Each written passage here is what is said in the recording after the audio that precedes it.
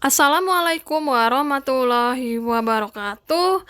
Bertemu lagi dengan saya Ibu Ledi, tutor di PKBM Bina Insani pada pembelajaran online mata pelajaran ekonomi. Baiklah, hari ini kita akan membahas modul yang ketujuh, yaitu yang berjudul Membangun Ekonomi Nasional. Untuk mempersingkat waktu, langsung saja kita mulai pembelajaran kita pada hari ini. Baiklah, saya akan membahas unit yang pertama, yaitu berjudul Pembangunan Ekonomi. Apa yang dimaksud dengan pembangunan ekonomi itu? Pembangunan ekonomi adalah suatu proses kenaikan pendapatan total dan pendapatan per kapita dengan memperhitungkan adanya pertambahan penduduk. Itulah yang disebut dengan pembangunan ekonomi. Pada dasarnya, pembangunan ekonomi dipengaruhi oleh banyak faktor. Faktornya yaitu yang pertama adalah sumber daya alam, yang kedua sumber daya manusia, yang ketiga sumber daya modal, yang keempat wirausaha atau entrepreneur, dan yang kelima adalah keadaan sosial dan politik. Itulah faktor yang mempengaruhi pembangunan ekonomi. Selanjutnya, indikator apa saja yang digunakan untuk mengukur keberhasilan pembangunan ekonomi adalah sebagai berikut. Yang pertama adalah indikator moneter, yaitu seperti pendapatan per kapita. Sedangkan yang kedua, indikator non-moneter, yaitu adalah indikator sosial dan indikator kualitas hidup. Sedangkan yang ketiga, indikator campuran, yaitu indikator Susenas Inti dan indeks pembangunan manusia. Itulah indikator yang digunakan untuk mengukur keberhasilan pembangunan ekonomi.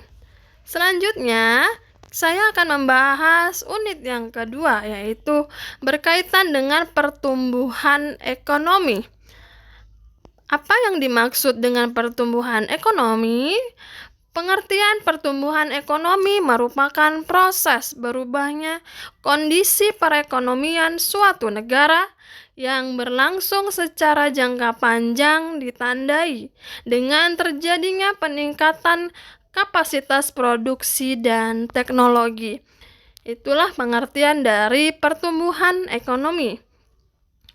Sedangkan hal itu kita dapat ukur, yaitu pertumbuhan ekonomi mengukurnya dengan rumus G dalam kurung pertama dalam kurung lagi PDB 1 dikurangin PDB 0 dalam kurung dibagi PDB 0 dalam kurung tutup kurung atau tutup kurung dikali 100%. Jadi yang pertama kita mengurangi dulu PDB 1 dan dikurangi PDB 0, baru kemudian hasilnya dibagi dengan PDB 0 lagi, setelah itu baru dikalikan 100%. G itu apa? G adalah tingkat pertumbuhan ekonomi dalam persentase. Sedangkan PDB 1 yaitu PDB real tahun sekarang, dan sedangkan PDB 0 adalah PDB real tahun yang lalu atau kemarin. Selanjutnya, saya akan membahas unit yang ketiga berjudul ketenaga kerjaan. Apa sih yang dimaksud dengan tenaga kerja? Tenaga kerja merupakan setiap orang yang mampu melakukan pekerjaan guna menghasilkan barang dan jasa, baik untuk memenuhi kebutuhan sendiri maupun untuk masyarakat. Itulah yang dimaksud dengan tenaga kerja. Sedangkan kita selanjutnya akan membahas tentang kesempatan kerja. Kesempatan kerja adalah jumlah lapangan pekerjaan yang tersedia bagi masyarakat, baik yang telah ditempati maupun jumlah lapangan pekerjaan yang masih kosong atau yang belum ditempati. Selanjutnya, setelah kita membahas tenaga kerja dan kesempatan kerja, saya akan membahas pengertian dari angkatan kerja. Angkatan kerja adalah penduduk yang sudah memasuki usia kerja atau usia produktif, yaitu antara 15 tahun sampai 55 tahun. Itulah yang disebut dengan usia produktif. Baik yang sudah bekerja atau masih menganggur, maupun yang melakukan kegiatan lain seperti usia sekolah dan ibu rumah tangga. Itulah yang berkaitan dengan ketenagakerjaan.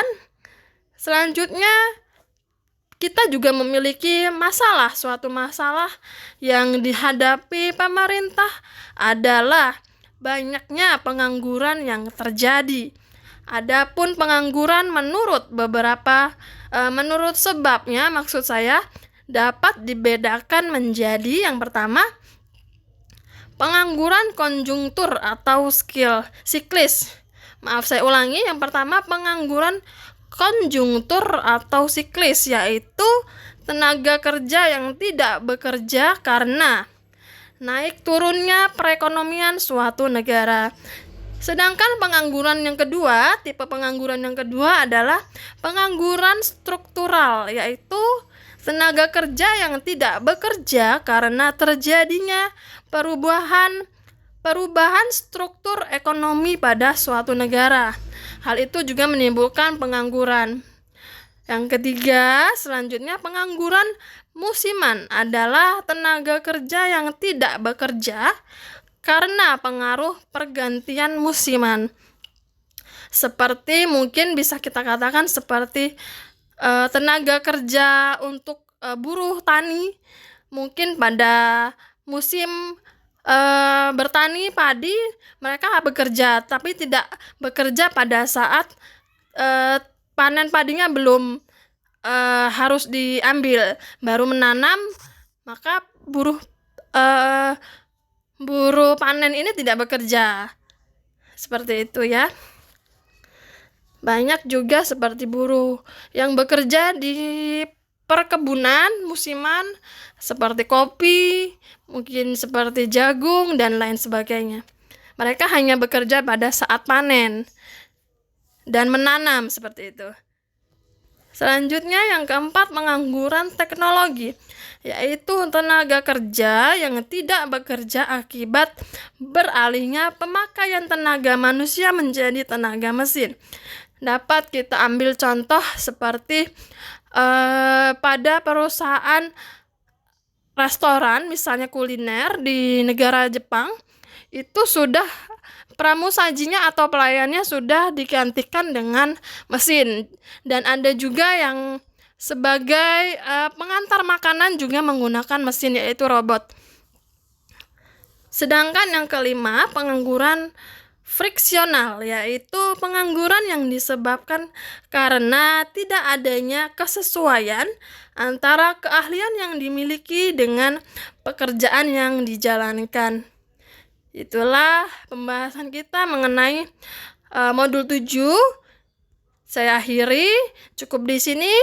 Sampai bertemu lagi di materi selanjutnya.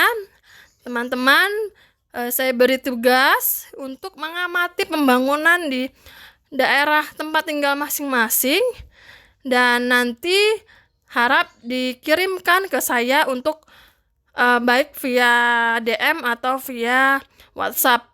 Baiklah, saya akhiri. Wassalamualaikum warahmatullahi wabarakatuh.